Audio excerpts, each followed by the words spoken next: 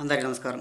రాష్ట్ర ప్రజలకి, శ్రేయభిలాషులకు ప్రతి ఒక్కళ్ళకి బందర్ పేరు నాని, మచిలీపట్నం డిస్టిక్, బందర్ నియోజకవర్గం, ఓడిపోయిన ఎమ్మెల్యే, ప్రతిపక్షం లేని పార్టీ పేర్ని నాని గారు.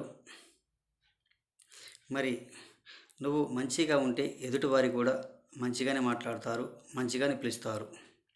నువ్వు మంచిగా ఉండరు, పదవి ఉంది కదా అని మీ ఇష్టం వచ్చినట్టు పందిలా ప్రవర్తిస్తే బురదలో దొర్లిస్తారు. మంత్రిగా ఉన్నప్పుడు ఎంతగా రెచ్చిపోయారో ఒక్కసారి ఆలోచించకండి. ఇది పదవులు శాశ్వతం కాదు, ఒక్కసారి తెలుసుకో. 74 సంవత్సరాల వయసు గల పెద్ద ఆయన్ని, రాష్ట్ర ముఖ్యమంత్రి పర్యుల్ని, 14 సంవత్సరాలు సీఎంగా చేసిన వాయిని, మరి మీ అనుచరుడు కొడాలి నాని అప్పుడు ఏమని ప్రవర్తించారు, ఎంతగా ప్రవర్తించారు, ఎంతలా రెచ్చిపోయారు ఒక్కసారి చెప్పండి. మీరు ఎవరైనా ఖండించారా? మీరు మీ ఎమ్మెల్యేలు కానీ, మీ ఎంపీలు కానీ, మీ ముఖ్యమంత్రి పర్యులు కానీ, ప్రతిపక్షం లేని పార్టీ ముఖ్యమంత్రి పర్యులుగా చేశాడు కదా ఆయన కానీ ఎవరైనా ఖండించారా?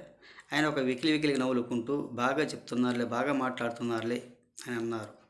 కానీ ఆయన ఏ ఒక్క దాంట్లో కూడా నిరూపించలేకపోయారు. కొత్త అరెస్టులు, కొత్త కేసులు పెట్టారు. 72 రోజులు, 73 రోజులు జైల్లో పెట్టారు. మరి ముసలాయన సౌకర్యాలు అవసరమా అని అంటారు. ఈయన యువకుడు, కామం గల్లవాడు, కామందువు లాంటి వాళ్ళు కళ్ళకు కనిపించలేనట్టుగా ప్రవర్తించి ఒక టీడీపీ కార్యాలయం ధ్వంసం చేసినప్పుడు మీరు ఎవరే కానీ ఖండించలేదు. ఈరోజు జైల్లో ఉన్నాడని మీరు ఇలా మాట్లాడటం ఎంతవరకు సబబు ఒకసారి ఆలోచించండి. మరి ఈ సౌకర్యాలన్నీ ఆయనకు అవసరమా? ఈ సౌకర్యాలు ఆయన వయసులో ఉన్నాడు కదా, ఒక యువకుడే కదా, ఒక కామందువుడే కదా, కామంతో ఉన్నవాడే కదా. యువకుడికి, కుర్రవాడికి, ఒక వయసులో ఉన్న ఆయనకి తేడా లేదా? ఆయనకు అవసరమైనప్పుడు ఈయనకు అవసరమా? ఈరోజు ఎలా మాట్లాడుతున్నారు, ఏ విధంగా మాట్లాడుతున్నారు?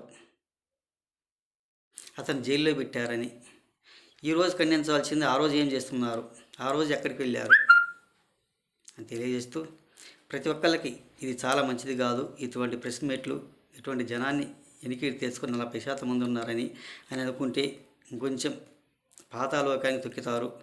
ఒక పందుల్లాగా ప్రవర్తిస్తే ఎవరు సహించరు కదా. 5 సంవత్సరాలు మీరు పరిపాలన చేశారు కదా, చూశారు రాష్ట్ర ప్రజలు, మీరు చేశారు, రాష్ట్ర ప్రజలు చూశారు.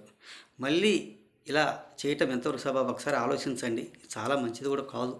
కొంచెం మారండి, కొంచెం తెలుసుకోండి అని తెలియజేస్తూ, ఎన్నో పార్టీ నుంచి, ఎన్నో ప్రభుత్వాల నుంచి మార్పుకుంటూ గెలుస్తూ ఓడుతూ వచ్చిన వాళ్ళు మీరు. గెలుస్తూ ఓడిపోతూ వచ్చిన వాళ్ళు మీరు. తెలిసిన వారు రాజకీయం గురించి, ఎమ్మెల్యేలకు చేసిన వాళ్ళు.